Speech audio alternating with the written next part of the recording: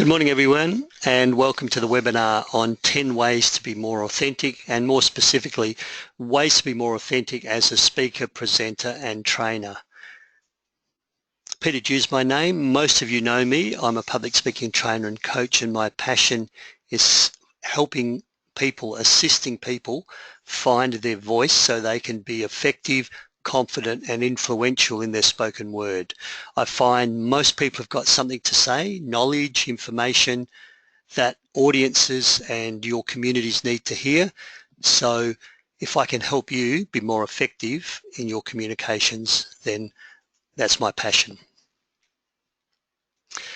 Please ask questions as we go. You can put your little hand up, there's a symbol, and just type in.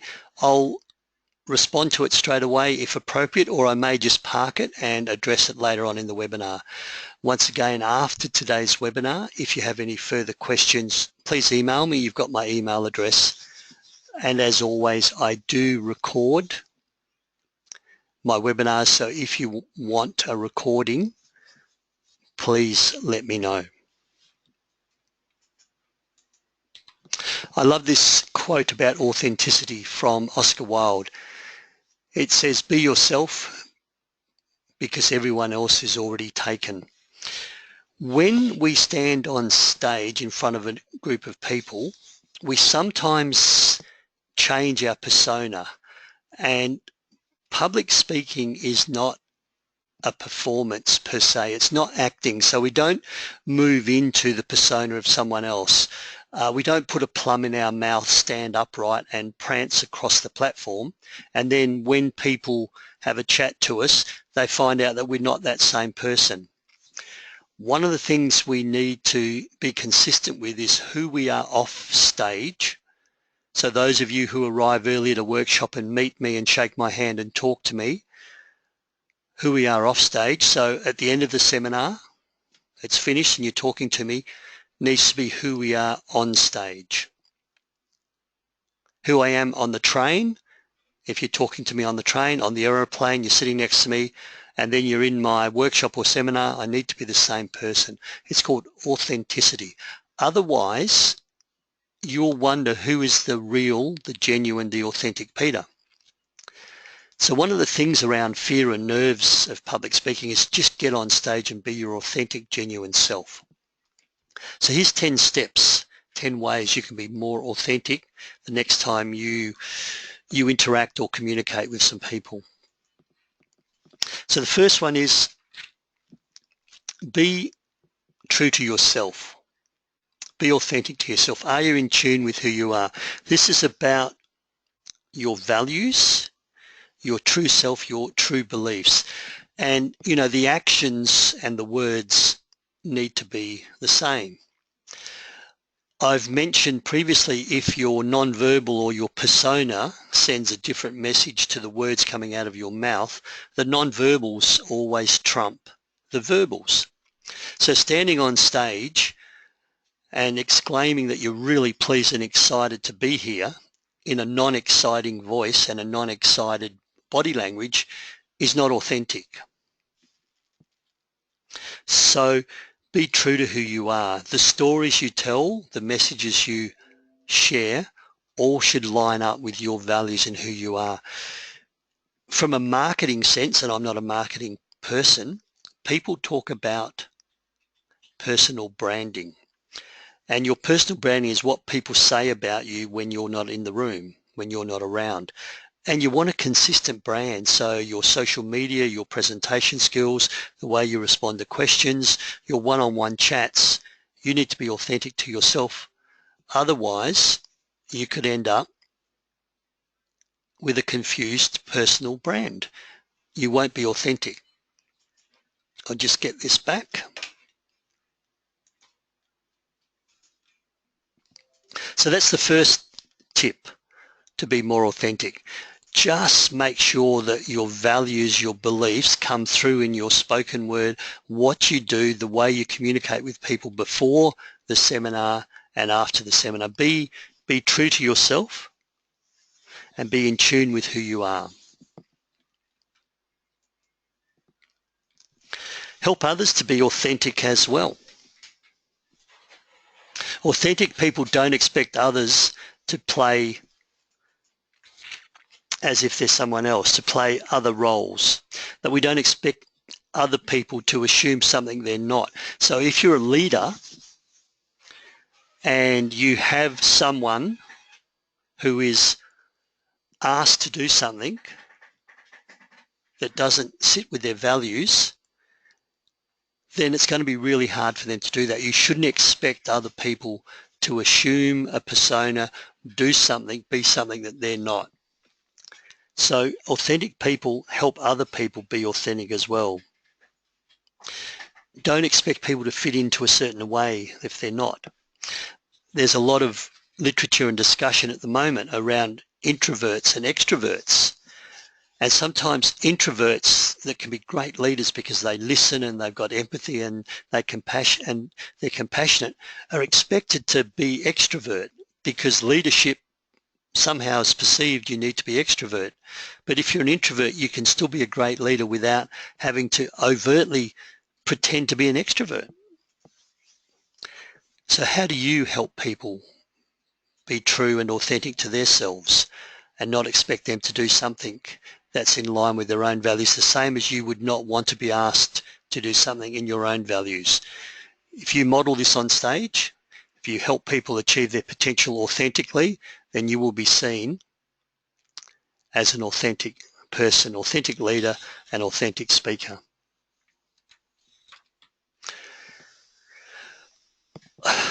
Sometimes you need to let go of people that don't help you, don't want you to grow, and may in fact be holding you back. And now this takes courage, but authentic people, they do let go of negative people. There's science around if you want to be more effective, surround yourself with those people you want to be like. Now, I'm not talking about completely cutting off or distancing yourself from family members and work colleagues, but in your presentations, in your workshops, in your career, in a communication sense, if you've got those people that are holding you back, then you may need to let them go. You've got too much self-respect, too much self-esteem to be held back or to change and try and fit a certain mold imposed on you by someone else. And you let go not out of anger, but more out of you and me needing to be true to ourselves. And there's some workshops I've been asked to do. Would I do time management? Would I do goal setting? And I'm very effective at time management myself, and I love goal setting, and I've been really successful. But that's not my values, and that's not the way. I don't feel I should be training or speaking in that area. So I stick to where I'm authentic. And if someone needs to be cut loose, then I would certainly do that. Can you let go of negative people as you go towards your authentic life and your authentic self?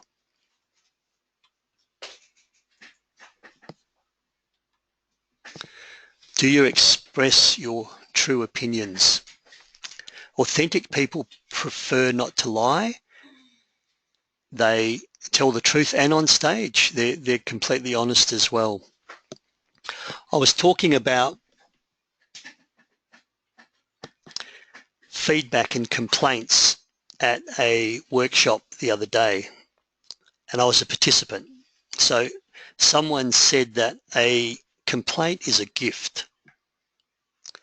When someone speaks up and tells you the truth or they're not happy, that's a gift, and it's an opportunity to improve or to learn or to change, because the majority of people won't speak their truth. They won't complain, they'll walk away, be unhappy and say nothing or tell other people. So when someone does give you that true opinion, you can still do what you want with it. It may or may not be valid, but they've had the courage to speak their truth, and that's what we need to be as presenters and trainers. I coach a lot of people in the public speaking space, And some people want to make money. They want to go on and change the world and be the most inspirational, motivational speakers in the world. Sometimes after one or two coaching sessions, and they may have brought a series, I need to be honest and say at this point in time, I don't think you've got the right story or the right information, or I can't see the value that someone's going to pay $5,000 to hear you speak. I'm not saying that you won't get there, but I'm saying as a professional coach who works in the space at this stage, I don't see that for you. Feel free to go away and do some more work on yourself, and then if you want to come back, I'm quite happy to continue coaching you when you've got some new material. Really hard to express your true opinions in some circumstances. If you lie to people, you will get found out. If you don't tell the truth on stage, someone's probably Googling or searching on their smartphone. So please express your true opinions. And it's very hard to put an opinion forward that's not true and then live that lie later on in your actions and the way you interact. Really hard to do that, to remember that you haven't expressed your true opinion.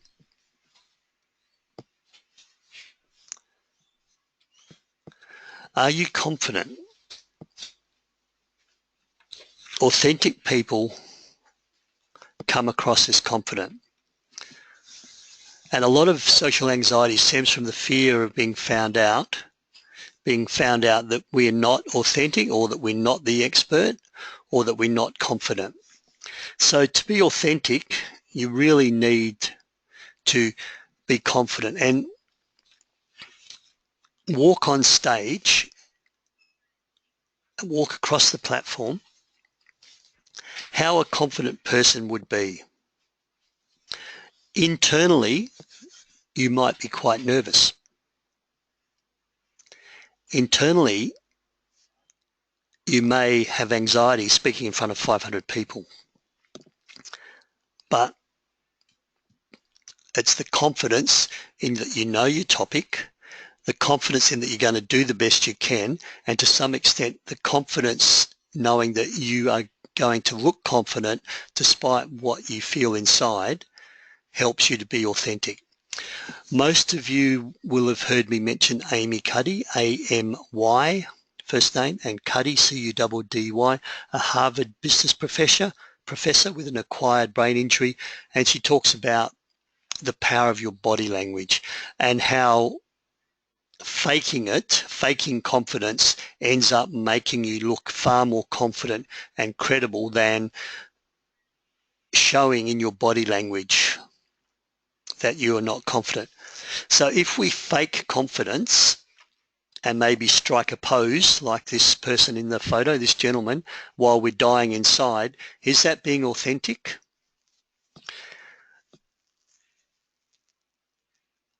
Or are we putting on a persona when hiding our true self, which inside is that of terror?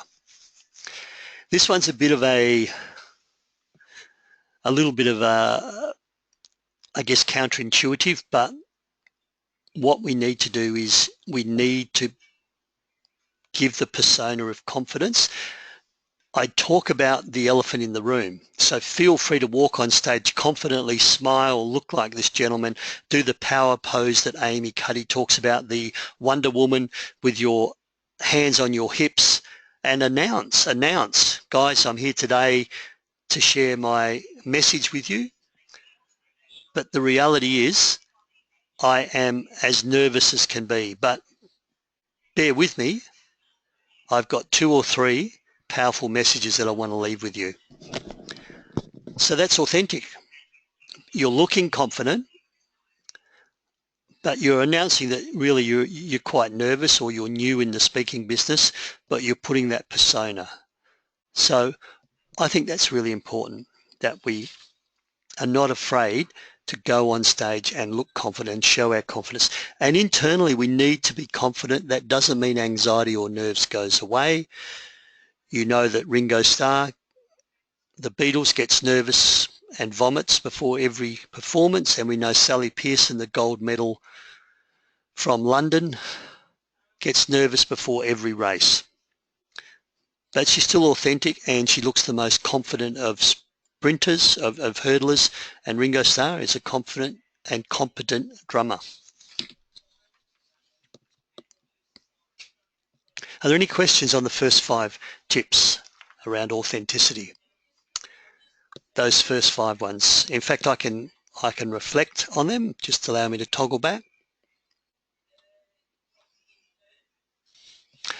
Are you true and in tune with who you are?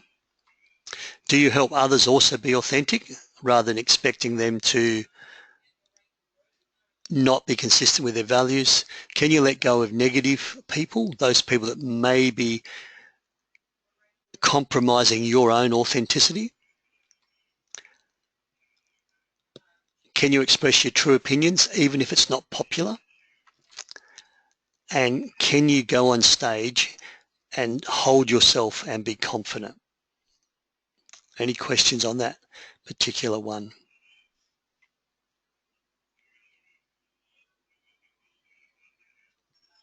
What if you go on stage and you're not confident and people can see you're a little bit nervous? Look, I think that's okay. I actually think that some of the best speakers in the world are those that you know are sharing their heartfelt messages, and they're literally dying in their boots. So they've got this nervousness, but they've got the authenticity and I guess the courage to come out and share their message. They may not be the most eloquent and the most polished of speakers, but they still share their heartfelt messages. And there's those people that have had the disasters over the years, and when they first start to speak, and one that comes to mind straight away is, of course, Rosie Batty, the Australian of the Year, great campaigner for women in family violence.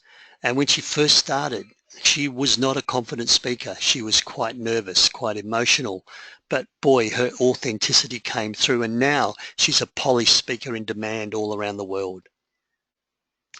Fake it till you make it. Amy Cuddy says, fake it till you become it. Please fake your confidence. Don't fake your content. Don't make up answers if someone asks you a question, and don't pretend you know your audience if you haven't done your due diligence, your cultural awareness, depending on where you are. So when I'm in Bendigo, I acknowledge the Dja Dja Wurrung people. When I go to Shepparton, it's the Yorta Yorta people. So that's knowing my people, but you do fake your confidence, and that's not being inauthentic.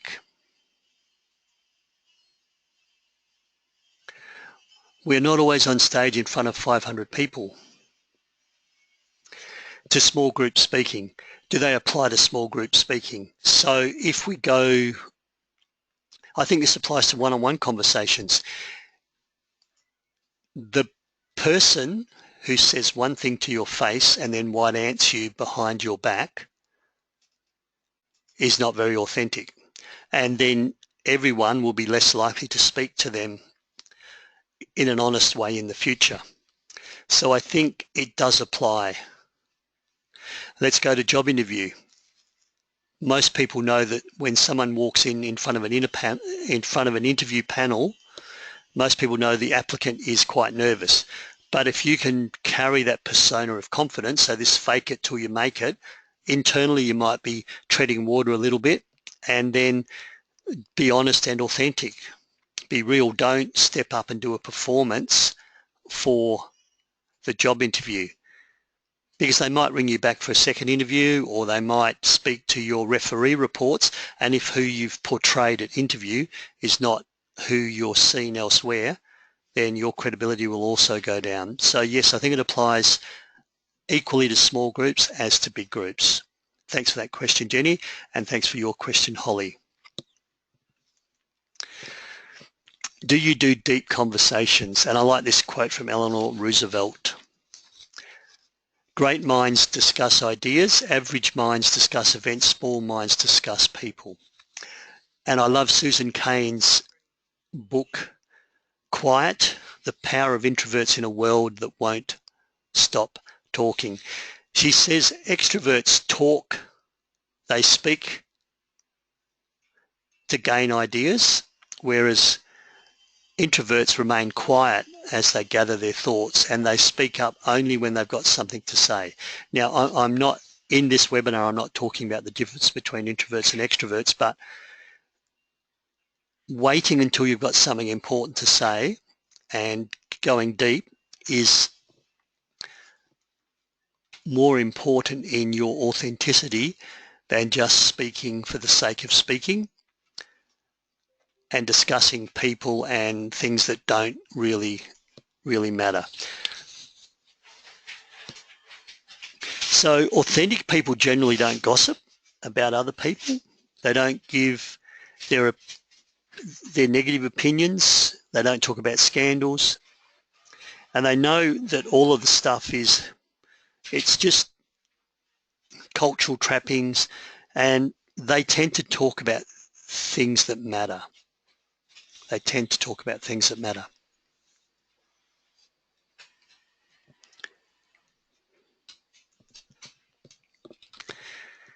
Take advice but evaluate. So part of your authenticity is you'll take something on board, but you won't immediately do it without checking it and running it through your own, your own filter, your own BS lens, so to speak.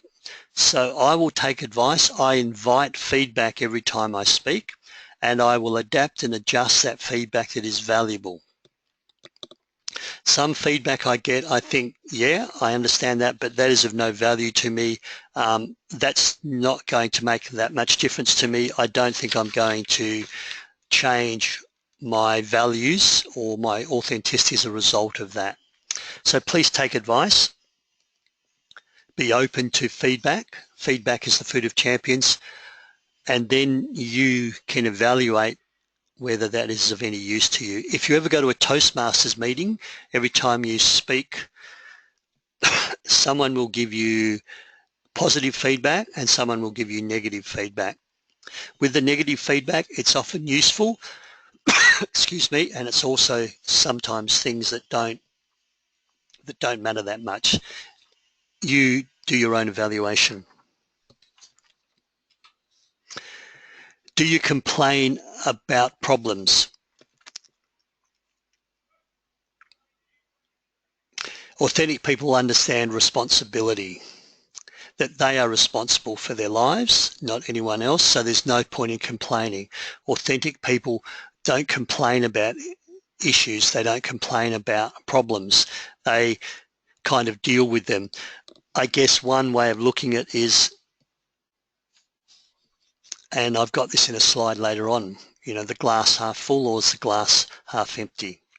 Stephen Covey defines responsible as a response able. You are able to respond to whatever happens to you, and talks about blame and what could have been and what should have been and those things in the past. It's far better to take ownership, not complain about things and move forward. That's a sign of authenticity.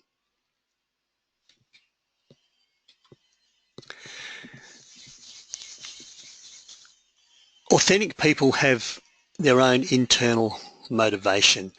They know what their values are, they know what they want to achieve, they're kind of goal orientated, and they put the good of their community or what they're trying to achieve ahead of reward or risk. So the stick and carrot is generally won't sway authentic people off their known path.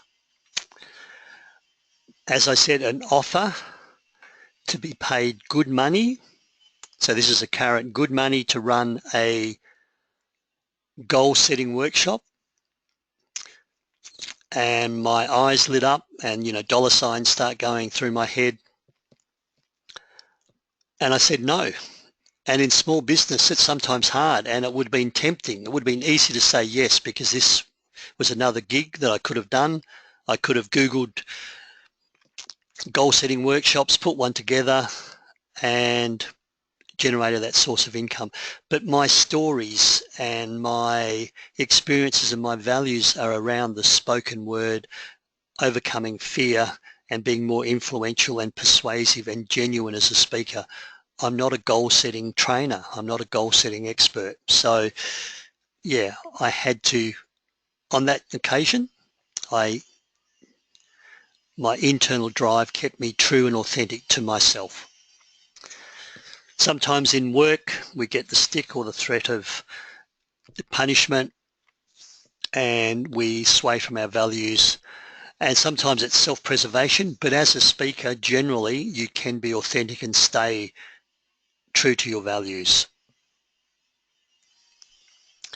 One thing you'll notice is if you work for government or some other big organization, and assume human resources or your director puts together a new policy, and you think this new policy is wrong, doesn't make sense, is in fact stupid, but your role is now to go out and sell that new policy to the workforce, and you don't believe it, you've kind of got the stick, or it's a job requirement to do it. But do understand the audience that you're selling it to, so the other workers will see that you're not authentic, will see that you're not congruent, that you don't believe this message, and you won't have the same buy-in. So it'll be a difficult change management process if the person selling the change, it doesn't fit with their authentic self. But sometimes in work, self-preservation, staying employed is important, and sometimes we do abandon our authenticity, but I don't think we'll be as effective as a speaker, a trainer, as an influencer when we do that. So just a word of caution. I understand it does happen, but if you can avoid it, you're seen as more authentic. And finally, the glass half full. We make the best of any situation. So we find a way out. We grasp reality, and if we get stuck or we come against walls, we'll persevere. That's about authenticity. If we believe in what we're aiming for, our goal, then we do tend to be more positive, and we make the best of the situation. We don't sit around whining about it and how things could have been different. There's a video that I show in some of my workshops where the metaphor of the driving a car, we look back in the rear vision mirror and we think of life, the rear vision mirror of life, what could have been, what should have been, what might have been, if only I'd done this. And then the metaphor is why the windscreen of a motor vehicle is 10 times bigger than the rear vision mirror, and that's because we should be looking forward. Learn from what's happened, but don't dwell on the past. I think authentic people have a very good grasp of reality, and they'll find their way around things, and they tend to be more positive. I've got a lot of upcoming workshops in Perth, Brisbane, and off to Adelaide next week for our first foray into Adelaide. Lots of workshops in Bendigo coming up in April next year. I know I've got a couple of Bendigo people on the webinar. There'll be dates and venues for that early next year. Next webinar is coming up, Body Language for Effective Job Interviews, and part of this will be about being authentic, but people can go in and speak really well and do poor body language and lose the interview panel. And what happens if you lose the interview panel? What can you do to bring them back? And there's some body language tips around that. And I spoke at a seminar last week. I was one of 7 speakers across an 8-hour seminar for university students. And as a professional speaker, some of what I saw was diabolical. So I want to talk to you about, if you're ever invited to speak, what are some of the etiquette things you should do, like arriving early, not speaking 30 minutes into the next speaker's time. So a whole range of just basic polite things that you should do if you're ever invited to speak as part of a panel. You know how to reach me. Any further questions? We've reached our 30 minutes, but I will take any final questions. If you have to leave now, I do understand. And once again,